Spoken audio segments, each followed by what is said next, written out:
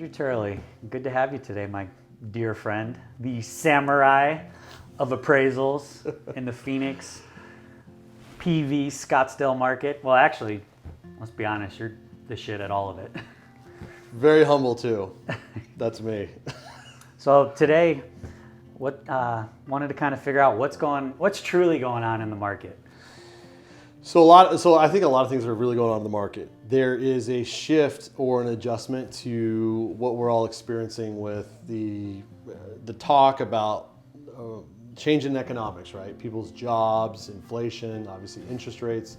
And then I would also argue there's also a change in how our industry, lending, appraisals, title, anyone involved, is having to find a way to raise the bar of practice, right? It's like how you do things. And so I'm excited for it. There's, a little bit of unknowns out there, but it's an opportunity for us all to grow and learn. Mm-hmm. And so how real estate is being done, how buyers' attitudes are shifting, there's a lot of change, and we as an appraisal firm, Phoenix Valuations, we enjoy change because it allows us an opportunity to show that we're sensitive to that, or that we're actually have our ears to the train tracks. Yeah, and I've been lending for almost 20 years here in the Valley. You've been appraising for just as long, if not longer. And we've both been through this cycle before. Yeah. So what we've been talking about recently is this will really make people sharpen their tools, work on their craft, work a little harder. But the people who've been in the industry, they're gonna last, their relationships are stable, and things will just move on. 100%. And we've been here, we've seen it, we've done it, we've had heartburn, we've learned a lot of lessons. So back to the market, what kind of adjustments are you seeing right now in sales price, listing price, with market conditions, like high interest rates and inflation?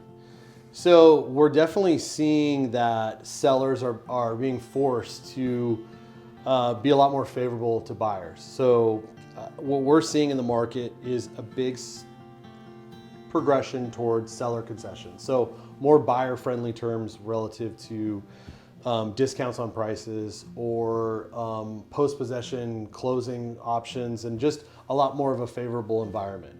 Relative to the list price versus actual sales price, 6 to 9 months ago, it was pretty close. We're starting to see a little bit of a variance happen. So what I mean by that is homes that were well priced in great neighborhoods back in the spring were selling at 100% of list price to 103%, which is pretty shocking. Mm-hmm. And now we're seeing on average between 95 to 97%. So it's definitely shifted towards a more neutral / buyer friendly environment. And to some people who don't have the experience that you and I have been through the cycles, when you're going from a white hot market to more of a balanced traditional market, because that's what it really is, it might seem like to outsiders or inexperienced folk who are in the industry that, oh my gosh, the sky is falling. That's not the case at all. It's just becoming more balanced. Yeah, and that's a conversation we have every day right now, and that's why it's really important to have trusted partners, whether it's your realtor, your title company, your appraiser, everybody that's involved in this chaotic process of getting a house. It's not the easiest, but it's also the best thing you should do. Yeah. Home ownership is one of the best things that anybody can do in their lifetime, one of the biggest experiences as well. And you need someone that's gonna help you through the storm, sell the calm, guide you right through that transaction. And like you said, people that haven't seen these market changes, they don't really know how to navigate that storm. Right. And to be totally honest, and I'm not paid to say this, we feel honored to work with you and your clients because you have a way of getting the right deal for the very specific borrower who might have a unique file, right? Mm-hmm. Whether they are an entrepreneur or they're a developer trying to figure out the spec market. And we're just grateful that we can be aligned in a sense that your underwriters understand a really great appraisal and the degree at which we do a bang up job of giving all the information so that the underwriter can say, yeah, Phoenix Valuations is a top tier, top flight appraisal firm that's going to actually give us a great report that can fly through underwriting, and you actually appreciate that. I can say without a doubt, not all lenders are like you. Very, very few are. And your processes in how the underwriting is done, we never have issues. So when you tell me, hey, I've got an appraisal for you, I need it back in 24 hours, as great as we are and as busy as we are, we're gonna put you at the top of our list of getting that done. In all my trials and tribulations, when we created High Place Mortgage, it was literally, there's no I in team. Yeah. So had to remove myself a little bit and really lean on my partnerships. You're one of the biggest assets we have in this industry, and we sell that. I get to talk to my appraiser. I stay in compliance, right, of course, but with the investors and the market share we have, we know our appraisers. We're not just sending that person on a west side of town to an East Valley house. Like, market professionals, that's what your firm provides for us, and it's really key in the transactions. Lenders can blow up a transaction, appraisers can blow up a transaction, so having the right team to meet the needs of the client is key. You mentioned the products and placing our clients, like, you have to be able to give the client all of the options, and a lot of times clients don't think that they can do something, especially during these times. So it's our job to give them all the information to make an educated decision. And we have a lot of products most people can't do, which really gives us an edge in our market share. Yeah, and I think that's back to product, service, and experience. I've got a lot of clients and developers that you've referred me to that we do business with that are kind of trying to figure out the tree from the forest right now with all the unknowns. And look, when I tell people, look, we as an appraisal firm only work with the best lender in town, High Place, because we're actually doing the hard digging to actually help our clients make the best decision. So what I mean by that is when people say, look, I'm a little bit concerned that there's some price volatility in the market. And I say, look, here's what I know as an appraiser that most other appraisers aren't looking at. Review the migration patterns. Our inbound migration patterns have never been stronger. We've led the country in growth for 6 years in a row, this county. The number of folks that are moving here, and it's from areas that are from high urban areas, high net worth, like Chicago, New York, Southern California, Portland, Denver. Those people are moving here. So when you talk migration, you talk our local job economy, you look at some of the things that are influencing our local economics. The real estate market long term for Phoenix Metro, I'm very bullish on because I'm paying attention to that information. Your underwriters are reading that information, and those who we come in contact with outside of appraising, just even if your clients call me or your brokers call me on the phone, I'm going to walk them through why I'm bullish on Phoenix Metro, even though there are some, what you would say, concerns in the market that are macro, but specific to how we do things, we just try to be an asset to you guys being on your panel as an appraiser. What I take from that is a couple things. One of the biggest things is communication. Yeah. You're willing to step in to help navigate underwriters, uneasy borrowers, uneasy listing selling agents. Like, communication is key. 100%. People don't always want to hear what we have to say, but we're being honest, we're leading them in the right direction. Ultimate goal is to take care of them, get them from point A to point B. Yeah. And then the other thing you mentioned in there is growth. That should give a lot of comfort to people in the Phoenix market. Moving to Arizona, growth. We lead in growth. Like, just take that bit right there. Right. Like, that's exciting. So if we do have a little bit of heartburn from the inflation, high interest rate environments, we still have the growth fueling behind us. So I believe that'll help us, which I think we're in a pretty healthy market, but stabilize even more and have more security for people entering our market. Yeah, and because we're in the market as well, in development, my wife does interior design, I pay attention to some of the trends that people may want to call, our clients may have questions on. I know a wealth about development, design, lending. We're in the market participating. We also know about it from a higher level, and we are collaborative. I'm trying to give you information that'll help your clients. You're trying to tell me about information that I need to be aware about. And again, that comes back to communication, experience, and humility. And we're just excited for the future of raising the bar of helping borrowers, buyers, market participants make informed decisions based on data and experience and a whole lot of shepherding. And so we feel like it's like you said, there's no I in team, and we're just excited to be aligned with you guys. And one thing to piggyback off that, if we're checking all those boxes, there's a bigger picture play here. We're helping people create wealth for their family. You know, growth, wealth, all that good stuff. What would be the top 3 things you want to inform everybody in the market about from an appraiser's standpoint that are most important things right now, specific to properties? Is it, do I stage my home? Do I have my home measured? You know, what are the things that you really want to focus on right now? Yeah, that's a great question. I'm actually pretty excited you asked that, because this is my bread and butter. So I've been an appraiser for 20 years or so. We've done, I think, about over 15,000 appraisals. We keep a database of square footages that we've measured with a laser to the most highest standard, which is the standard all appraisers use. And we've noticed that what the county reports on square footage versus what we measured with a laser, 1/3 of the time, so basically 32% of the time, the county is misreporting square footages. It's pretty alarming. Why do you think that is? There's a lot of reasons. So I think, as well intended as the people at the county who are inputting the information, they have a lot of information to deal with, a mountain of information they've got to get into the county database. They may not be paying attention to the room additions or builder floor plan change or some information that they just omit. And so they might miss square footage on that aspect. Also, architects report square footage generally from the middle stem. Appraisers, the standards is outside edge. So to make a long story short, 1/3 are inaccurately reported. But here's the cool thing, and I don't think this might be on purpose that the county does it this way. 90% of that third, so 27% of the time, houses in the county are larger than what is reported. So when we go to measure a home, we find about a little over 1/4 of the time homes are larger.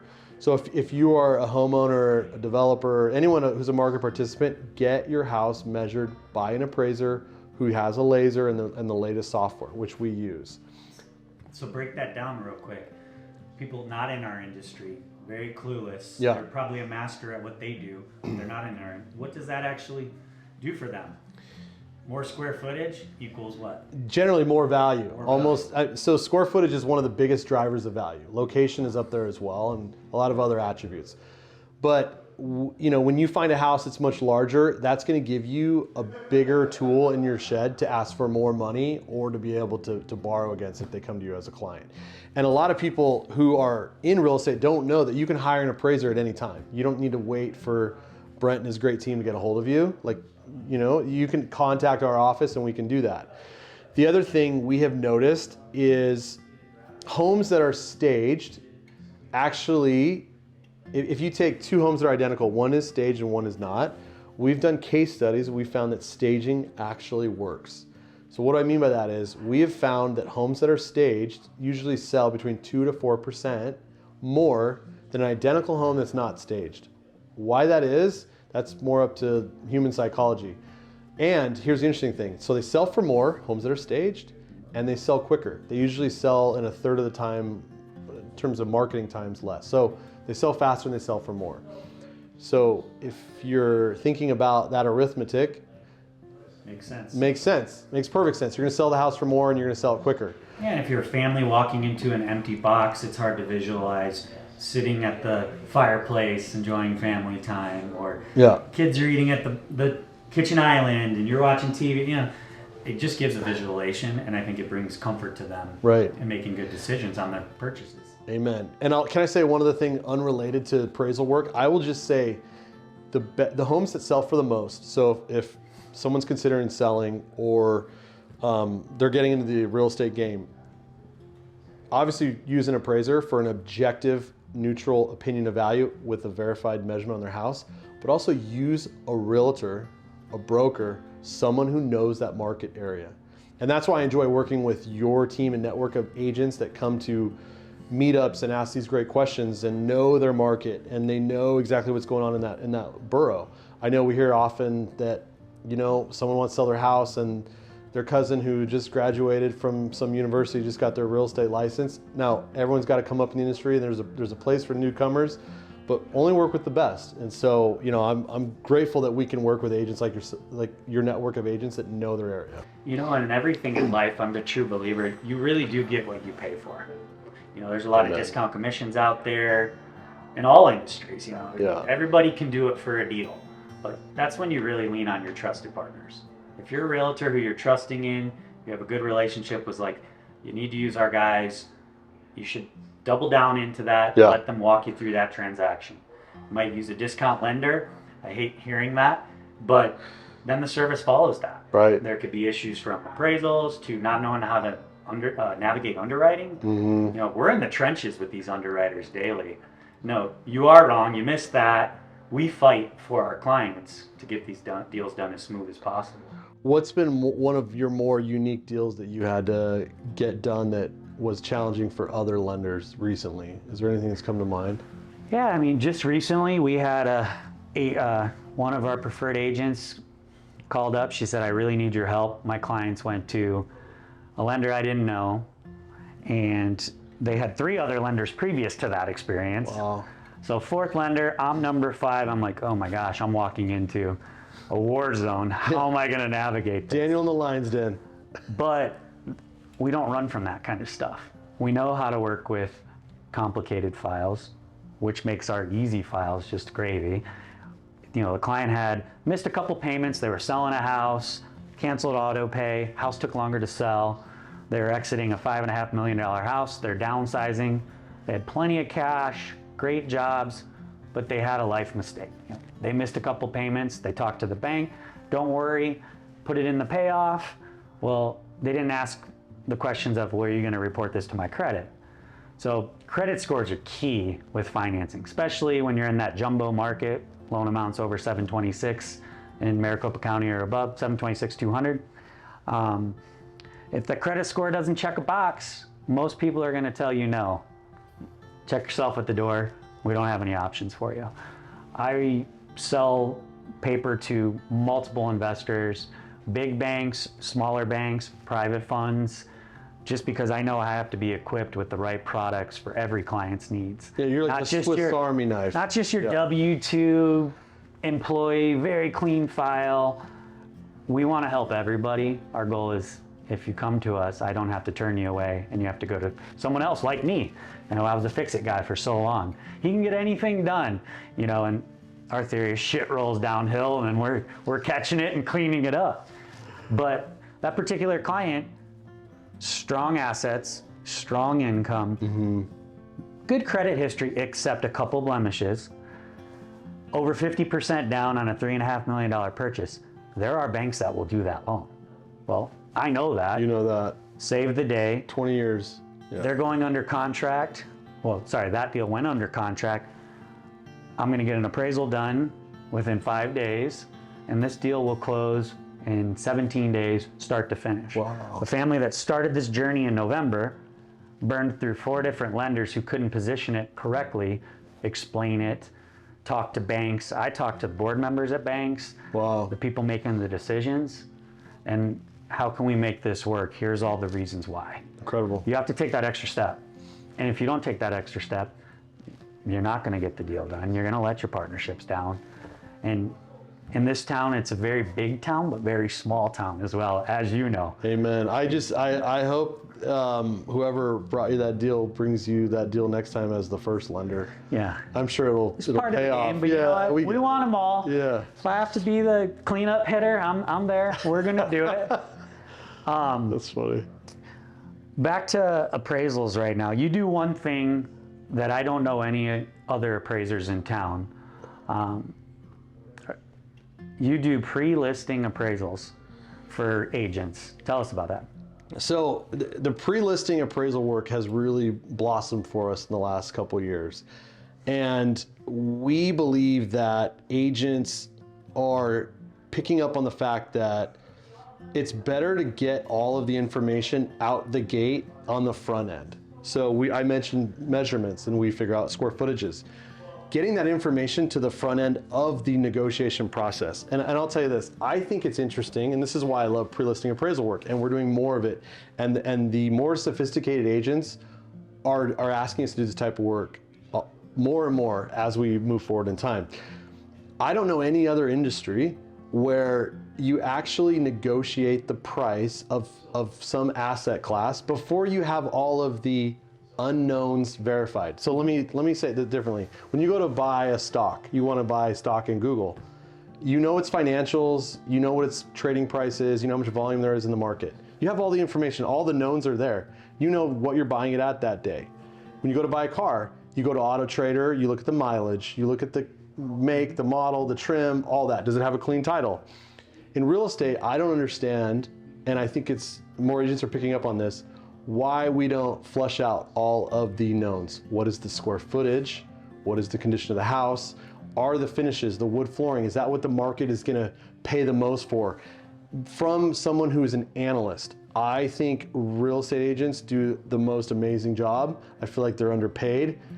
They are also in the business of relationship sales negotiations. They're not on the side of being an analyst in verifying all of these unknowns and how the market might react. So what I mean by that is, as an appraiser, I'm not an algorithm. That's for Zillow and all of these other Silicon Valley companies that want to just assume that you can figure out a house's value by running a bunch of... Clicking a button. Yeah, a formula. Mm-hmm. Most people don't know this. On an appraisal, we have 23 different variables that we go through to decide how the market is reacting based on statistical analysis. So what I'm saying is, have a house with an appraisal done on the front end so that we all know what the likely value is based on a neutral analyst's opinion of value. Yeah. So let me say one of the things that I think is super interesting. I love this topic, by the way. I have a lot to say. I think that the American dream, home ownership, is one of the most amazing things ever. It's the biggest builder of wealth, but I also believe it should be the most pleasant experience. I don't think you should go into a house, buying it, negotiating a price, and then finding out that the home is 300, 400 square feet smaller. That's a distasteful experience for buyers. So that's why we argue, have the house, have an appraisal done up front, and let's flesh out all the unknowns. And then we have a neutral party giving us an idea. You know, and from a realtor standpoint, they're going into this, they're gonna be nervous that I'm telling them this is what I wanna list at. Sure. Second guessing themselves. Go in with a loaded gun and factual information from an appraiser, mm-hmm. which is an opinion of value, right. to where that client doesn't have heartburn of what you're saying to them, because you're giving them a third-party opinion, right. and that takes away some of that heartburn. Or you could go in there and tell them, hey, I'm listing your house $200,000 more than what we talked about on the phone, because I had Phoenix Valuations do this markup. Your square footage is off on tax records. Yeah, you have larger adjustments. There's a off-market property that just closed that we didn't see in MLS. Right. It was in tax. Like, so many variables that could make them look like a hero instead of a villain when they're trying to get a listing. 100%. And the agents that bring that sort of professionalism to the home selling experience, they're going to look like a much better professional, someone who's polished and actually building brand loyalty. So the agents that say, look, I got the best appraiser in town, the best lender in town, let's do a pre-listing appraisal, I'll pay for it, you pay for it, but we're gonna basically cut the marketing time down, and we're probably gonna sell it for more or for a right price.